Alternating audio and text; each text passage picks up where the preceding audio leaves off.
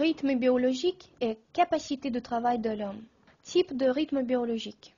Le monde environnant l'homme, naturel et social, se trouve dans un état de mouvement permanent, dont la particularité est la répétition des événements, le rythme prononcé.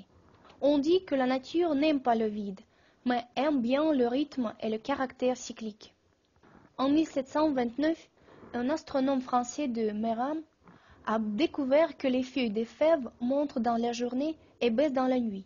Et pour cette découverte, il n'avait pas besoin d'instruments spéciaux. Mais il a voulu comprendre si elles bougeaient parce qu'elles étaient ensoleillées ou parce que la plante sentait la révolution de la Terre autour du Soleil. Il emporta les fèves de la plante bande dans un sous-sol obscur. Les rayons du Soleil n'y pénétraient pas. La température restait toujours la même, qui ne changeait ni dans la journée ni dans la nuit. Elle ne pouvait pas indiquer le temps à la plante. Mais les fèves ne prêtent pas attention au changement de leur environnement. Leurs feuilles montaient comme auparavant quand il fait jour et se couchaient régulièrement. Seulement 100 ans après, le grand savant Darwin a fait une supposition perspicace. La périodicité est une propriété interne de l'organisme. Mais il a fallu encore 50 ans d'expérience pour que les derniers doutes soient dissipés. On a nommé les changements périodiques récapitulatifs les procédés biologiques des organismes vivants, les rythmes biologiques. La plupart des rythmes se forment au cours du développement de l'organisme. Des rythmes différents ont une périodicité différente. Un des héros de la comédie des fautes de Shakespeare dit à un autre « Votre estomac est-il réglé comme une horloge, comme le mien, et est-il capable de vous indiquer l'heure du repas sans messager ?» On appelle les événements qui se répètent chaque 20-28 heures les rythmes circadiens. Les rythmes circadiens, ce sont les changements de la température du corps, de la tension artérielle, de la fréquence du pouls. Le rythme circadien est lié avec la révolution de la Terre autour de son axe, avec la différence du jour et de la nuit, et fait 24 heures. Les rythmes dont les périodes des oscillations se trouvent dans les bornes, en commençant par les parties de secondes jusqu'à une demi-heure, portent le nom de rythme à haute fréquence. Cette oscillation de l'activité bioélectrique du cerveau, du cœur, des muscles et d'autres organes porte le nom des rythmes de respiration. Il existe également des rythmes biologiques de fréquence moyenne, à partir d'une demi-heure jusqu'à 20-28 heures. Les rythmes circumhebdomadaires, circummensuels, saisonniers, circannuels forment le groupe de rythmes à basse fréquence. Par exemple, les règles féminines correspondent au rythme circummensuel. Le rythme circummensuel est lié avec les phases des lunes égales à 7,4 jours. Le cycle complet de phases lunaires est égal à environ 29,5 jours. Beaucoup de phénomènes sont liés avec le rythme saisonnier. Par exemple, les enfants grandissent plus vite de mars à mai qu'en automne.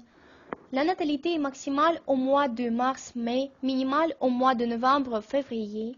Les rythmes circadiens jouent le rôle d'indice de l'état de santé de l'organisme. Par exemple, le changement de température. La plus basse température de l'homme est dans la nuit. Elle augmente le matin et dans la deuxième moitié de la journée, elle est maximale. L'amplitude approximative du changement est 1 degré. La température du corps détermine la vitesse des réactions biochimiques. C'est pour ça que le métabolisme de jour est plus intense. Cela permet à l'homme d'être actif dans la journée quand il fait clair. Le sommeil et le réveil sont aussi liés avec le rythme journalier de la température du corps. Si la température baisse, c'est le signal de se mettre au lit. La plupart des gens s'endorment quand la température baisse et se réveillent quand la température monte. Au moment du réveil, le teneur en adrénaline du sang augmente. L'adrénaline, c'est une hormone qui fait augmenter la fréquence des contractions cardiaques, la tension artérielle, accélère le fonctionnement de tout l'organisme. La capacité de travail de l'homme change selon le rythme circadien. Elle a 2 élans, de 10 à 12 heures et de 16 à 18 heures. Dans la nuit, la capacité de travail baisse, particulièrement dans l'intervalle entre 1 et 3 heures. En parlant de ce rythme, il faut se rendre compte qu'il y a des gens du matin, alouettes, qui se couchent tôt et se lèvent tôt, préférant les heures matinales pour le travail et d'autres occupations. Parmi les alouettes, on peut nommer Lev Tolstoï et Anton Tchekhov, mais par contre, il y a des gens du soir, hiboux, qui se couchent tard et se lèvent tard. Ils sont très actifs le soir.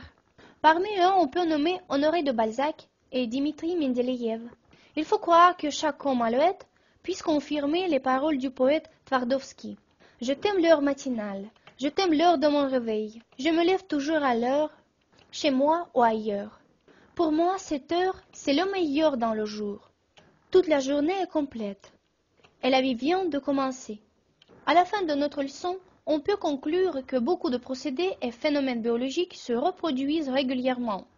Ces répétitions s'appellent les rythmes biologiques qu'on classifie selon la fréquence de répétition. Nous avons appris que le sommeil et le réveil sont liés avec les rythmes biologiques circadiens. Capacité de travail. De quoi cet indice important de l'état de l'homme dépend-il?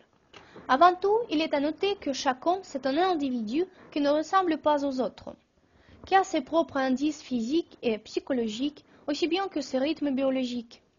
Par exemple, selon son rythme biologique, il détermine l'heure du coucher, mais dans n'importe quel cas, il faut s'habituer à se coucher à 10 ou 11 heures et dormir pendant 8 ou 9 heures. Pourquoi cela joue un rôle important? Parce que le sommeil aide à rétablir les capacités de travail de l'organisme. Le sommeil, c'est un don magnifique de la nature. Conformément aux notions contemporaines, le sommeil, c'est non seulement le repos physique, mais c'est aussi l'activité destinée à travailler toutes sortes d'informations reçues dans la journée. On peut citer beaucoup d'exemples où on ne peut pas résoudre un problème difficile le soir, mais il est vite résolu le matin. Ce n'est pas au hasard qu'un proverbe dit « La nuit porte conseil ». La baisse de la capacité de travail est un des signes d'un homme qui a peu dormi. Dans ce cas-là, l'écolier apprend mal ses leçons, il ne peut se concentrer ni à l'école ni à la maison. Nos recommandations pour un bon sommeil profond. S'habituer à se coucher à même heure. Le matin, se lever à l'heure précise. Aérer la chambre à coucher avant de se mettre au lit. Débrancher la télé et l'ordinateur 1 heure avant d'aller se coucher. N'oubliez pas les procédures hygiéniques de la cavité buccale, des mains et des pieds. À part cela, il est préférable de lire un bon livre ou d'écouter une musique calme avant de dormir. Pour que le sommeil soit utile au maximum, il faut prêter une attention particulière au lit et au linge de lit. Avant tout, le lit où vous vous couchez doit être aussi plat et dur que vous pouvez le supporter.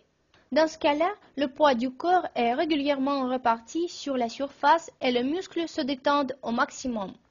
Les charges de la colonne vertébrale, à cause de la position verticale durant la journée, provoquent le scoliose dorsale. Mais lors du sommeil, sa position est correcte. L'oreiller doit être petit et dur, en forme de traversin de préférence. La hauteur de l'oreiller doit être commode et remplir la cavité entre la nuque et les omoplates. La médecine recommande de dormir sur le flanc aussi bien que sur le ventre, mais il est mieux de s'endormir étendu sur le dos. La couverture doit correspondre à la saison, mais à condition qu'il ne fasse pas trop chaud. Il est connu que durant le sommeil, tous les procédés de la vie sont ralentis. C'est pourquoi, sous une couverture chaude, les procédés de thermorégulation de l'organisme peuvent être troublés. Dans ce cas-là, votre organisme sera obligé de commencer à travailler et dépenser l'énergie sur le compte de votre repos. Ainsi, un emploi du temps d'études et de repos bien organisé garantit une grande capacité de travail de l'homme, aussi bien que son bon comportement lors d'un grand intervalle. En cas de violation de ces conditions, la capacité de travail baisse brusquement. Un des poètes du XIIe siècle a dit sur ce sujet « Parfois j'écris facilement, sans compter, et personne ne dira que c'est mauvais. Mais au bout de quelques jours, le désir disparaîtra, et au lieu des vers viendra un bêlement somnifère. C'est pour ça qu'il faut prêter une attention considérable à la prévention du surmenage. Qu'est-ce qu'on appelle le surmenage? Le surmenage, c'est un état de baisse provisoire de la capacité de travail de l'homme. Il est causé par un travail intellectuel ou manuel intense ou de longue durée et accompagné par la fatigue. Il faut dire que pour l'organisme humain, le surmenage, c'est un état normal qui joue un rôle de protection.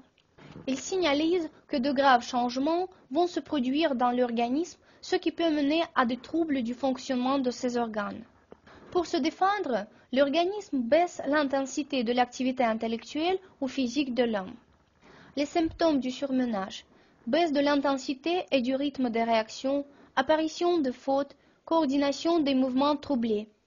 Le surmenage de l'homme est lié avec des sensations désagréables, parfois douloureuses, c'est-à-dire avec une détérioration de la santé. Il est accompagné d'une lourdeur de la tête et des muscles, d'une faiblesse, de courbatures. Le surmenage est étroitement lié avec l'organisme du travail et du repos. Le surmenage augmente si les charges tombent pendant une période de rétablissement incomplet des forces. Le surmenage progresse et la capacité de travail ne se rétablit pas si le repos après la fatigue est insuffisant. On peut surpasser cet état en stimulant la volonté, c'est-à-dire terminer le travail à tout prix ou bien prendre des stimulants, thé, café. On peut terminer le travail ou passer un examen, mais au prix de l'épuisement complet des réserves fonctionnelles de l'organisme et jusqu'à la maladie. En tenant compte de cela, il est très important de prévenir le surmenage. À l'âge où on va à l'école, savoir apprécier correctement son état aussi bien qu'être maître de soi et que connaître les niveaux d'activité dépend beaucoup de l'écolier lui-même. Avant tout, cela concerne les charges intellectuelles et physiques aussi bien que l'organisation du repos. Dans l'emploi du temps de l'écolier, il faut alterner le travail manuel à intellectuel et pour rétablir les capacités de travail, il faut utiliser différents types de repos. Les appréciations subjectives et objectives peuvent être des indices de la maîtrise de soi. Indices subjectifs de la maîtrise de soi, ce sont le comportement de l'homme, son envie de continuer une activité commencée, sa satisfaction par le sommeil et l'appétit, ses sensations douloureuses et anxieuses. L'indice général, c'est votre comportement qui est formé des sensations, c'est-à-dire vivacité, indolence, fatigue, etc. On peut diviser la notion de comportement en 3 catégories: bon, satisfaisant, mauvais. La capacité de travail, l'humeur, le rétablissement après le travail précédent dépendent du comportement général de l'organisme. C'est pourquoi l'absence d'envie de travailler peut être un signe de surmenage.